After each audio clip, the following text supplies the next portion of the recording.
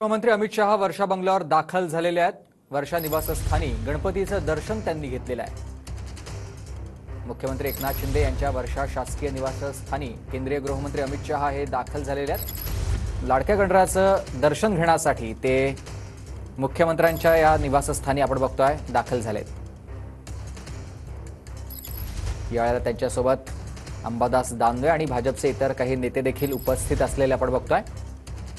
कालच अमित शहा हे मुंबईमध्ये आलेले होते। आधी त्यांनी सागर बंगल्यावर जाऊन दर्शन घेतलं आणि त्यानंतर संसार सारं भुजगेंद्रहारं सदा वसन्तं हृदयारविन्दे भवं भवानी सहितं नमामि। मंगलं भगवान् विष्णु मंगलं गरुडध्वज मंगलं पुण्डरीकाक्षो मंगलाय तनोहरे सर्वमंगलमांगल्ये शिवे सर्वार्थसाधिके शरण्ये त्र्यंबके गौरी नारायणी नमोस्तुते जलेन शीतले करणं मां।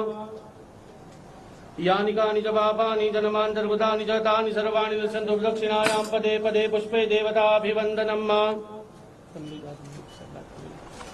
आत्माभिवन्दनं मां। ॐ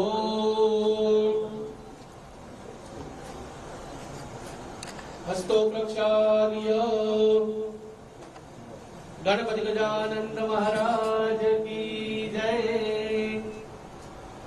नमस्कारोमी। गिरीश गायकवाड माझे सहकारी आपल्यासोबत जोडले गेले। गिरीश, आपण बघितलंय वर्षा निवासस्थानी बाप्पाचं दर्शन घेतलं अमित शहांनी। सागर, आपण पाहतोय की या क्षणी सध्या आरती सुरू आहे आणि आरतीमध्ये सर्व प्रमुख नेते उपस्थित आहे। आपण पाहतोय की यामध्ये अमित शहा स्वतः ही आरती घेताना आपल्याला पाहायला मिळतात। मुख्यमंत्री एकनाथ शिंदे, त्यासोबत उपमुख्यमंत्री आणि भाजपचे तसेच शिवसेनेचे इतर जे प्रमुख नेते ते सुद्धा त्यांच्या सोबतीला आहेत। रावसाहेब दानवे सुद्धा आपल्याला यामध्ये दिसतात।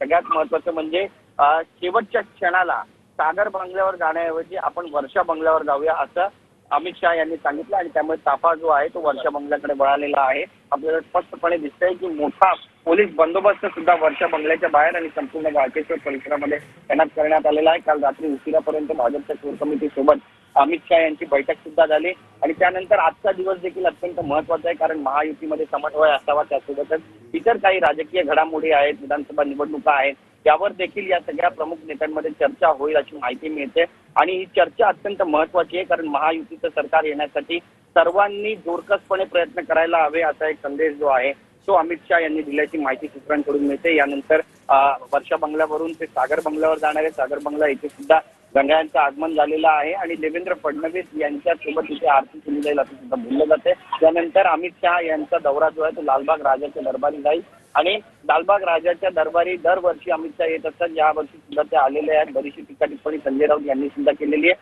पण त्या अनुषंगाने आपण जर पाहिलं तर आजचा दौरा त्यांचा अत्यंत महत्त्वाचा आहे। यानंतर आशिष शेलार, लालबाग झाल्यानंतर आशिष शेलार यांच्या बँड्रा पश्चिम सार्वजनिक गणेशोत्सव मंडळाला ते भेट देणार आहेत आणि यानंतर दिल्लीसाठी ते रवाना होतील।